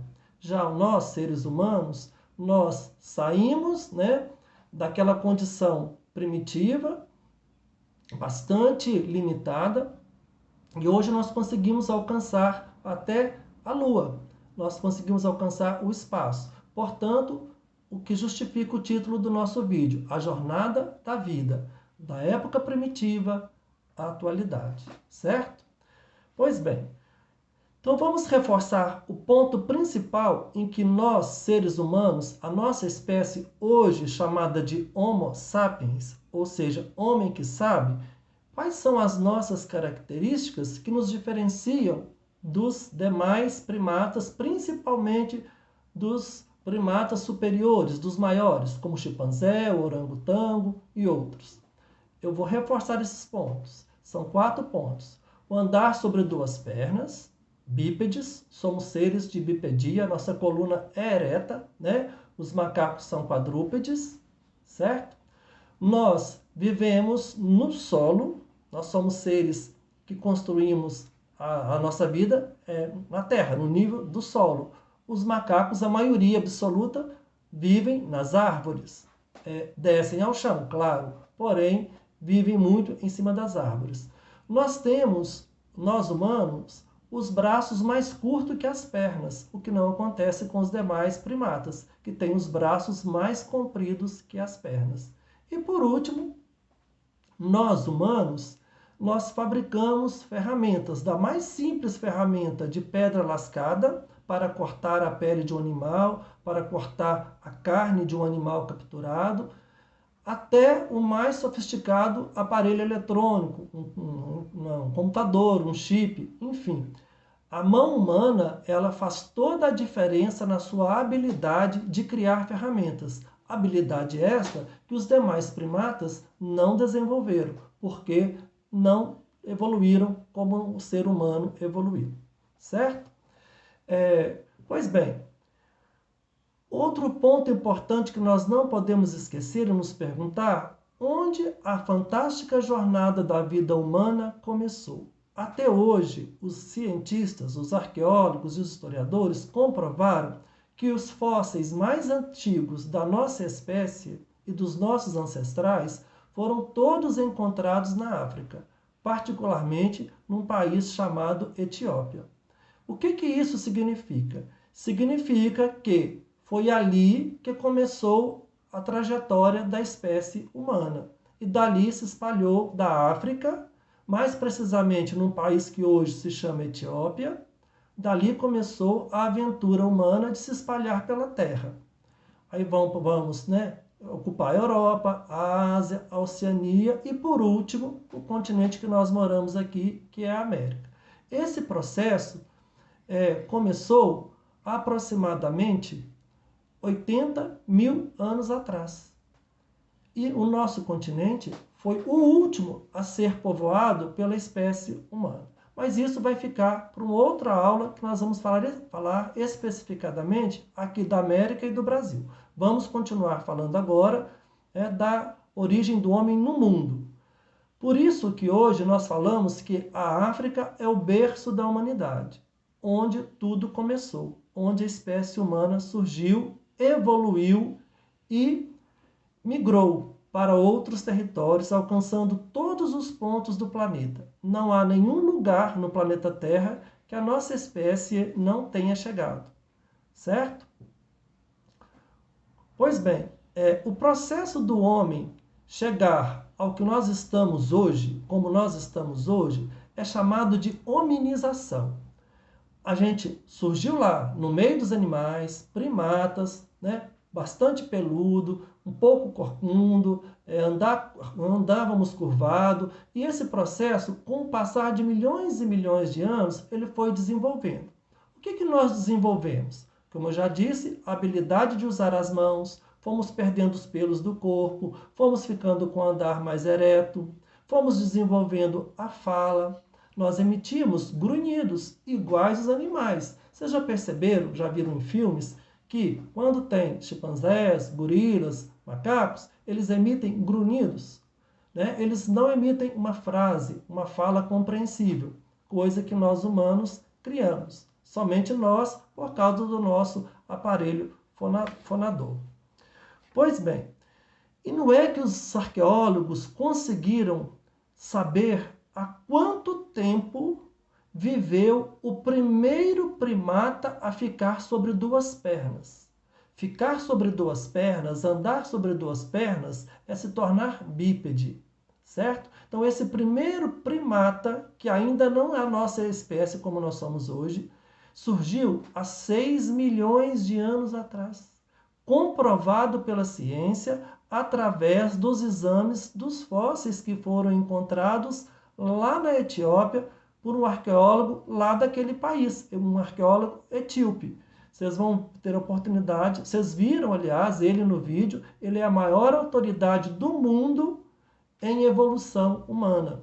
Então, nós temos aí o Ardipithecus cadaba, que é um nome científico que os cientistas criaram para este fóssil considerado o mais antigo bípede já encontrado pelos pesquisadores até hoje. Vocês devem estar se perguntando, e a Lucy, a famosa Lucy? Sim, a Lucy era uma Australopithecus, né? Ela era uma primata, ela existiu de fato, o esqueleto dela foi encontrado com 40% do seu corpo e até então ela era considerada o fóssil de primata mais bípede, primata que fica sobre duas pernas, mais antigo já existente. Agora, com as novas pesquisas que começaram lá em 2002, 2001, né, a ciência chegou à conclusão. Além da Lucy, essa Australopithecus, né, essa primata que ficou sobre duas pernas, que viveu há 3 milhões de anos atrás, nós temos agora o Ardipithecus. Deixa eu falar o nome certo dele aqui, esqueci um pouquinho. O Ardipithecus cadaba. São nomes um pouquinho, às vezes, complicados, né? Mas o importante é saber que a ciência tem cada vez mais comprovado, através de pesquisas muito avançadas, em laboratórios de química, de biologia, de arqueologia, a idade desses vestígios, desses ossos, numa linguagem popular, que são, na verdade, fósseis, tem conseguido identificar há quanto tempo eles viveram. Igual o termômetro consegue identificar a temperatura do nosso corpo. A ciência também consegue identificar a idade de quanto tempo atrás esse ser viveu, né? Esses primatas. Pois bem, e uma coisa muito interessante nisso tudo é que a nossa espécie Homo sapiens, ela é idêntica por baixo da pele. O que nos diferencia é, portanto, a cor da nossa pele. O que isso significa? Significa que por baixo da pele, do tecido que cobre o nosso corpo, nós somos todos Homo sapiens. Todos nós. Porém, o lugar que moramos, o alimento que comemos, a cultura em que estamos inseridos, vai nos dar características diferenciadas. Essa diversidade de cores nas pessoas, de tipos físicos, alto, baixo, né, claro, escuro, cabelo corrido, cabelo crespo, isso aí é apenas uma situação externa, que não modifica em nada a nossa origem em comum, né? Portanto, nós temos aí a pluralidade cultural, nós temos vários idiomas, nós temos várias religiões, nós temos várias culinárias e temos também vários tons de pele, assim como temos várias formas de vestir e cobrir o nosso corpo. E essa é a maior riqueza que o ser humano pode ter. Nós temos muito que valorizar, respeitar e conviver com essa pluralidade de cores que os seres humanos apresentam e diferenças na sua forma de pensar, de agir, né, de crer em Deus, porque o bonito do mundo é tudo isso. Vocês já imaginaram se todas as pessoas do mundo fossem iguais, falassem a mesma língua, vestissem do mesmo jeito, tivessem a mesma crença? Seria tudo uma monotonia muito grande. Portanto, a lei natural, uma lei científica muito clara, a pluralidade de seres humanos, de cores da pele, de tons de pele, né? São várias, porém não existem raças no plural. Raça branca, raça negra, raça amarela. Isso não existe. Existe raça humana. Quando a gente fala de povos brancos, povos negros, povos pardos, nós estamos falando daquilo que é externo, que cobre o nosso corpo, que é a pigmentação da nossa pele. Porque todos nós somos seres chamados hoje de Homo sapiens, homem que sabe, viemos de um mesmo ancestral, lá dos primatas, lá no passado, há milhões e milhões de anos. Os primatas outros primatas continuam existindo, eles não evoluíram para o gênero humano, como nós evoluímos, por razões que só a ciência pode nos explicar.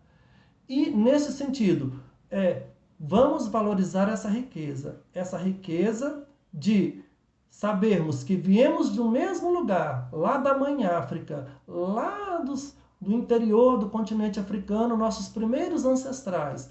E esses ancestrais se espalharam pelo mundo, se adaptando às mais diversas situações, aos mais diversos climas, às mais diferentes formas de alimentar, às mais diferentes situações de morar. Nós temos povos morando nas florestas, nas cidades, nos desertos, nas áreas geladas, né? Nós temos o ser humano, ele migrou, ele andou pelo continente inteiro, aliás, pelo planeta inteiro, levando aí a sua marca a todos os pontos do planeta Terra. Portanto, galera, fiquemos firmes. Não existem raças, e sim raça humana. E a diversidade, a pluralidade cultural é uma realidade que nós não podemos negar. Pelo contrário, vamos valorizá-la e divulgá-la. Até a próxima.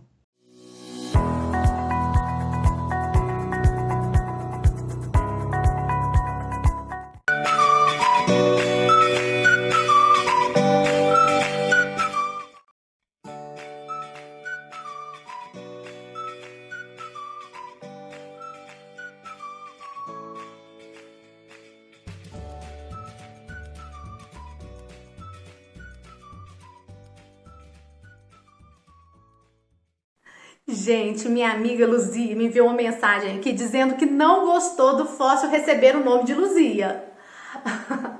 Que ironia isso, né? É muito engraçado quando as pessoas ficam com essa neura.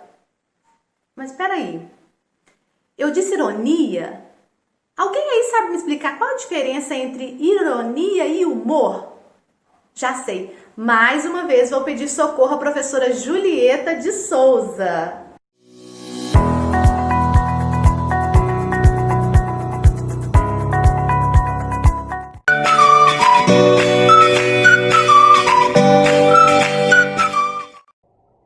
Olá, tudo bem? Qual é a diferença entre ironia e humor?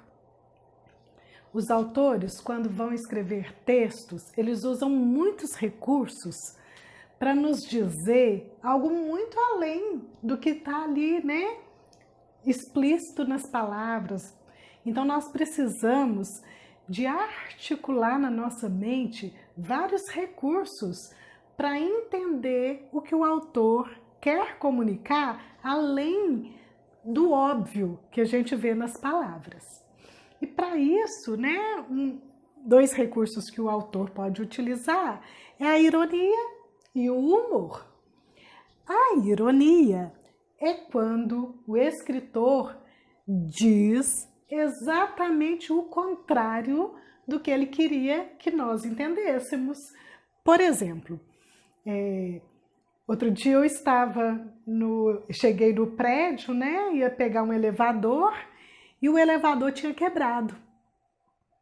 E uma pessoa olhou para o elevador e falou: que maravilha! O elevador quebrou de novo. Só 12 lances de escada? Moleza. Essa pessoa estava usando o recurso da ironia. Então, a gente vê assim, no dia a dia muitas pessoas usando esse recurso também. Assim como no dia a dia a gente também vê muito humor sendo utilizado pelas pessoas. E é claro que aquela pessoa não queria dizer que maravilha. Ela queria dizer o contrário, né? Que horror, o elevador quebrou de novo e ela vai ter que subir de escada. A intenção do autor, quando utiliza uma ironia, ou do falante, né, como é o caso do meu exemplo, a intenção da pessoa que usa a ironia é provocar uma crítica e o humor. Qual é a intenção de quem cria um humor? É provocar o riso, né? O humor, ele é gerado quando o escritor ou falante traz elementos como um elemento cômico, ou um elemento totalmente inesperado, né? Uma surpresa, ou então algo absurdo ou surpreendente. como é o caso da piada que a gente conhece bem, né? Que o porteiro foi ao dentista e o dentista pergunta para ele: e aí, qual dente que tá doendo? E o porteiro, muito acostumado com sua linguagem, né, lá no trabalho, respondeu: o dente que está doendo é o dente do segundo andar, corredor à esquerda, o penúltimo dos fundos. Note que essa resposta, né, do paciente, que é um porteiro, foi totalmente inesperada, uma resposta surpreendente e não exatamente o contrário, né, do que se queria dizer, como acontece na ironia. E qual é a intenção do autor ou então da pessoa que fala quando ela vai criar um humor? É provocar o riso na gente. Resumindo, o autor, quando ele usa muita ironia num texto, ele faz, né, com que esse texto possa ser chamado de texto irônico. E o texto irônico é aquele texto que tem a capacidade de provocar críticas sobre uma determinada situação, né, ou sobre qualquer outro elemento. E o humor, ele é trazido no texto para provocar em nós o riso. Lembrando que é possível ironizar o humor e também é possível a gente rir da ironia. Por hoje é só isso. Beijinhos e até a próxima!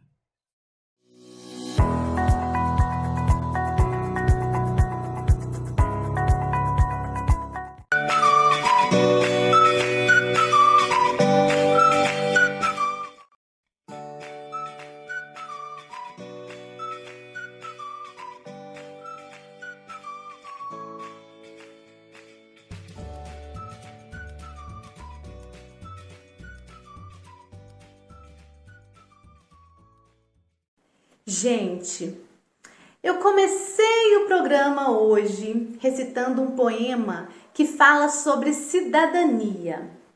E vamos finalizar com uma aula da professora Elisete Vilela sobre poesia. A professora Elisete não veio sozinha não, viu? Ela trouxe uma convidada que conhece muito sobre poesia, a professora Ilza Carla Reis, da Universidade da Bahia.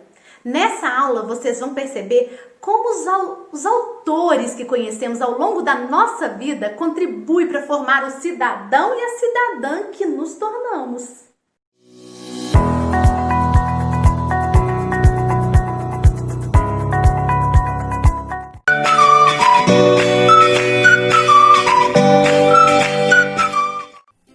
Olá pessoal, tudo bem?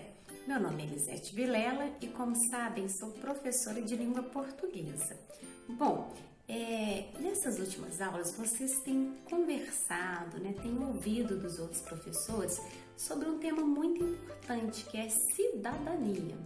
E hoje eu resolvi misturar cidadania com poesia. Isso mesmo, até rimou. E para participar da nossa aula, contribuir, eu trouxe para vocês uma convidada especial, que é uma cidadã que eu admiro muito. Admiro por várias qualidades que ela tem. A primeira é a dedicação que ela tem à educação. Ela é professora da Universidade Estadual da Bahia e está sempre envolvida em projetos muito bacanas, que promove a educação, que promove a inclusão, né, no processo educativo. Ela faz parte da confraria feminina lá da cidade dela, então promove, né, a valorização da mulher, combate o preconceito de gênero e faz isso tudo de uma maneira muito especial, principalmente por meio da sua poesia, que nos toca e nos faz pensar, repensar sobre várias questões que faz parte do nosso dia a dia. A gente a chama de poetisa, isso mesmo, a gente faz uma junção da palavra poetisa, né, faz um trocadilho com o nome dela, Ilza. Ela se chama Ilza Carla Reis. A professora, a poetisa, a cidadã Ilza atendeu gentilmente, prontamente o meu convite para participar dessa aula e conversar com vocês um pouquinho sobre, né, como que a gente pode fazer, como que ela está enfrentando esse período da pandemia por meio da poesia, por meio da leitura e da escrita. E essa gentileza, essa capacidade de doação, de socialização que a professora teve, de tirar um tempinho, né, da vida tão corrida dela para conversar conosco, não deixa de ser um exemplo, né, das diferentes formas que a gente pode exercer a cidadania. Compartilhar o conhecimento, gente, é uma das formas assim mais espetaculares que a gente tem de exercer a cidadania. O conhecimento só faz sentido quando ele é compartilhado. Eu aprender, eu estudar bastante, eu ter muito conhecimento, mas não compartilhar isso com o próximo, não utilizar o meu conhecimento para tentar mudar, melhorar o que está à minha volta, não faz sentido nenhum. Então hoje a gente vai ter uma lição de cidadania diferente. Eu nem vou falar muita coisa para vocês, para eu não adiantar, não quebrar, né, a surpresa. Mas o que eu posso dizer é que vocês vão adorar essa conversa com a professora Ilza. Sobretudo, vocês vão curtir muito e sentir a poesia que emana dos versos dela, a maneira simples, clara, leve que ela encontra de falar sobre vários assuntos do nosso cotidiano. Ela, inclusive, já escreveu um livro que chama Poema Duda.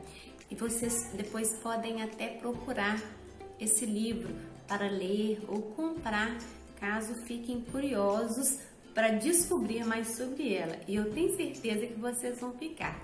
Então, professora Ilza, a palavra é toda sua. Sinta-se em casa e sinta-se acolhida pelos moradores, pelos alunos e pelos cidadãos e cidadãs de Divinópolis e região. Olá a todas as pessoas que me veem, que me ouvem. Eu sou Ilza Carla Reis e, como vocês estão percebendo pelo sotaque, eu estou falando de longe. Eu moro aqui no interior da Bahia, numa cidade chamada Euclides da Cunha, que recebeu esse nome em homenagem ao escritor Euclides da Cunha. E recebi um convite muito especial da minha amiga querida e professora também, Elisete, que eu carinhosamente chamo de Feliz, porque ela tem uma alma muito feliz, Elis Feliz. Elis me chamou me convidou para fazer esse vídeo e compartilhar com vocês aí, nessas teleaulas que vocês estão tendo na Rede Municipal de Ensino de Divinópolis e região, e eu fiquei honradíssima com o convite. Eu gosto demais de falar sobre poesia com os estudantes, de qualquer que seja o lugar. Sempre que eu recebo convites para gravar vídeo, para ler minha poesia. Então eu quero aproveitar para dizer que esse momento que a gente está vivendo não está sendo fácil, especialmente para os jovens, crianças. Eu tenho 2 filhos. Estudar em casa, a gente sente falta dos professores, a gente sente falta dos amigos.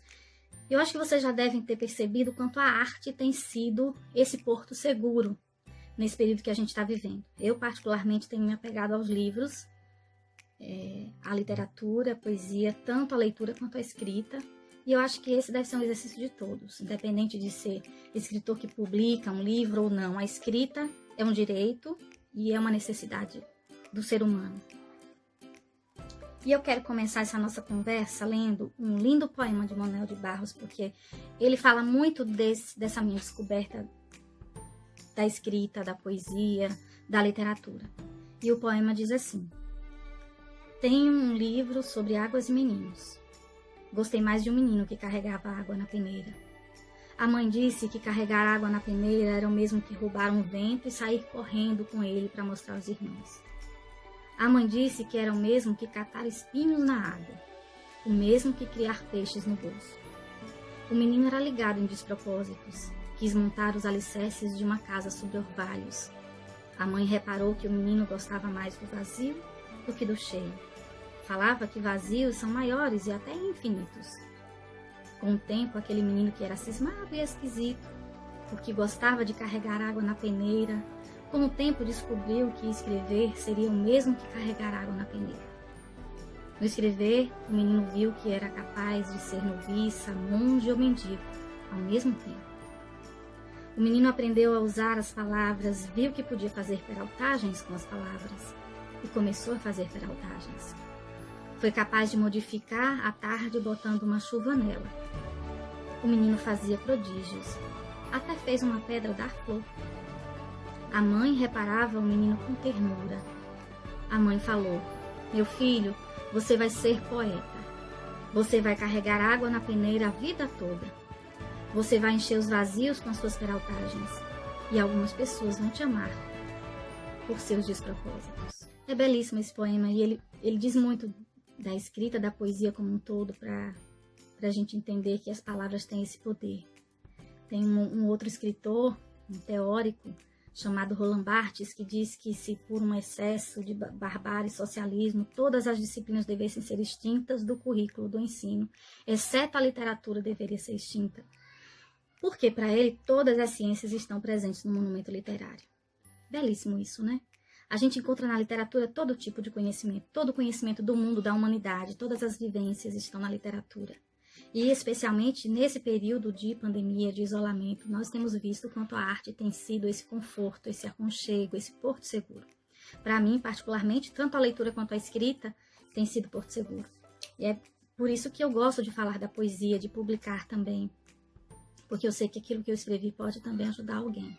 E eu quero compartilhar com vocês alguns dos meus poemas. Eu quero começar por um poema que eu escrevi nesse período de pandemia, em que eu falo um pouco do sentimento de estar em casa. Então, tem momentos que a gente sente o peso da saudade, da distância dos alunos, dos colegas, dos professores. E eu imagino que vocês também sentem isso. Então, aí, pôr no papel, escrever ou ler, nos ajuda muito, né? Então, eu vou ler para vocês o poema que eu escrevi, intitulado Dias Intermináveis. Os dias têm sido longos, dias intermináveis, saudosos da primavera. Os ponteiros dos relógios espalhados pela casa continuam dando voltas e mais voltas, mas parecem trabalhar mais arrastados. Onde os dias começam? Onde os dias terminam? Nesses dias Ctrl+C e Ctrl+V, os passos aceleram dentro do mesmo metro quadrado. Os pés enclausurados estão pouco a pouco mais cansados de não sair do mesmo lugar e de não chegar a lugar nenhum. Os olhos, limitados à silhueta da janela, avistam uma neblina que quase nada permite ver. Dormentes, não sentimos o sol parindo as manhãs. Elas nascem a fórceps, cada vez mais solitárias. Nascem por força da vida que teima em seguir seu rumo, mesmo não tendo um prumo certo. Mas por que é mesmo que a vida teima? Porque sabemos, em breve esses dias terão terminado e os dias de primavera terão voltado. Essa é uma das poesias que escrevi nesse período de quarentena, colocando no papel o sentimento, mas de uma forma singular.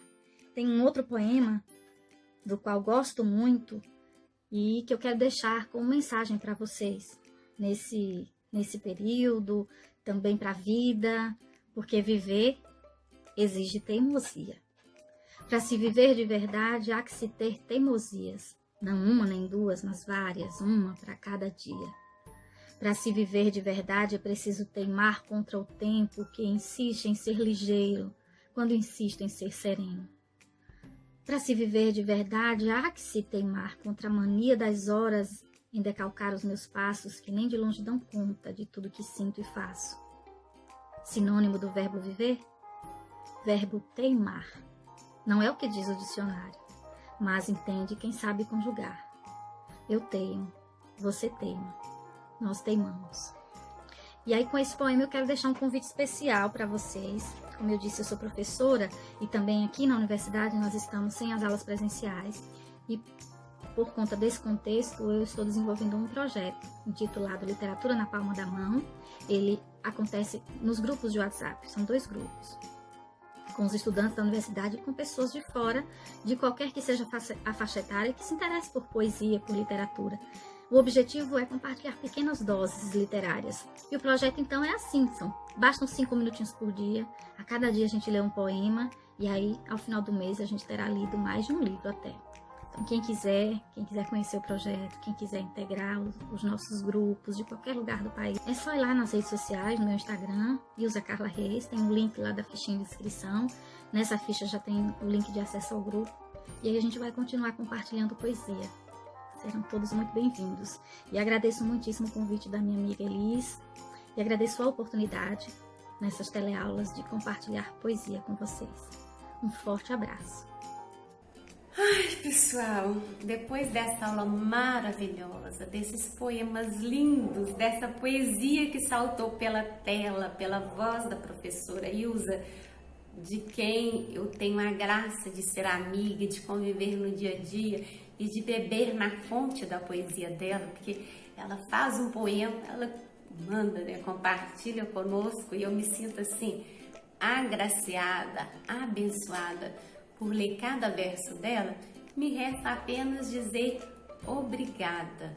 Obrigada pela aula, obrigada pela poesia, obrigada pela generosidade, obrigada por essa lição tão peculiar e tão linda de cidadania.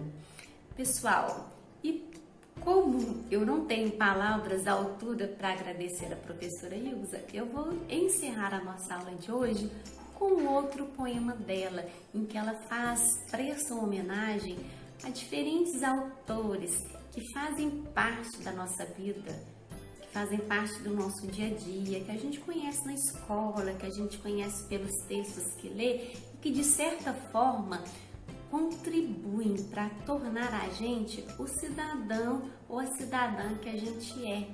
A literatura, a escrita, a poesia tem um poder transformador, tem um poder, sobretudo, de nos aquebrantar, de nos tornar pessoas melhores, pessoas mais sensíveis. E eu só vou aprender a respeitar o direito do outro, né? A contribuir com que a cidadania seja exercida de fato a partir do momento que eu me sinta, que eu me permita ser mais sensível aos problemas do mundo, aos problemas da sociedade, aos problemas que me rodeiam e não exclusivamente aos meus problemas. Eu vou cobrar os meus direitos, vou cobrar o direito do outro a partir do momento que eu me sensibilizo com isso. Eu vou cumprir os meus deveres a partir do momento que eu me sensibilize também da importância deles. Então, ser cidadão é também ser sensível, é ter um olhar atento para o outro, para o mundo, para o planeta, para tudo que nos rodeia. Então, depois dessa aula excelente, vamos ficar com esse poema. Abraços!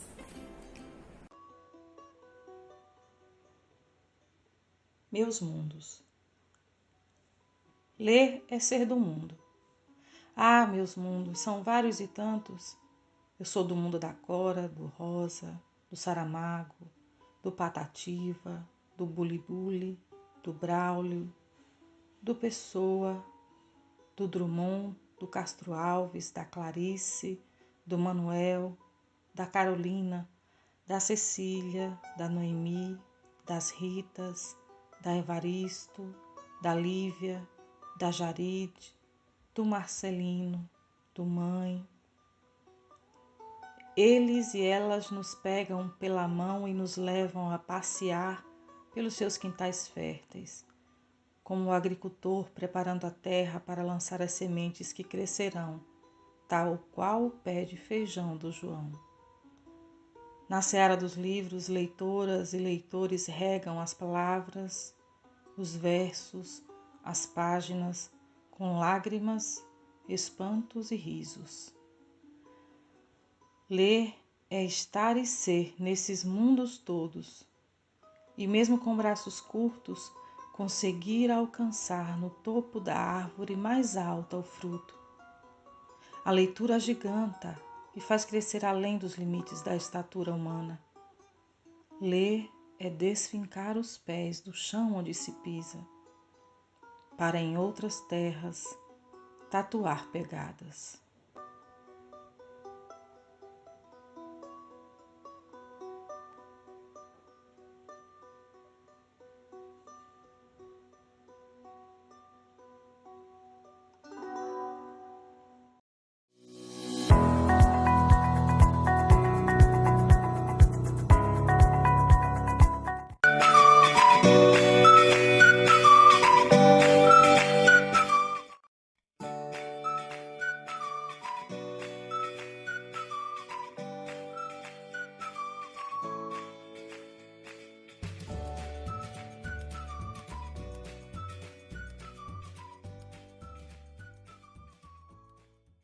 Bom, pessoal, chegamos ao fim de mais um programa, mas adorei o programa de hoje, aprendi muita coisa interessante, eu tenho certeza que vocês aprenderam também, né?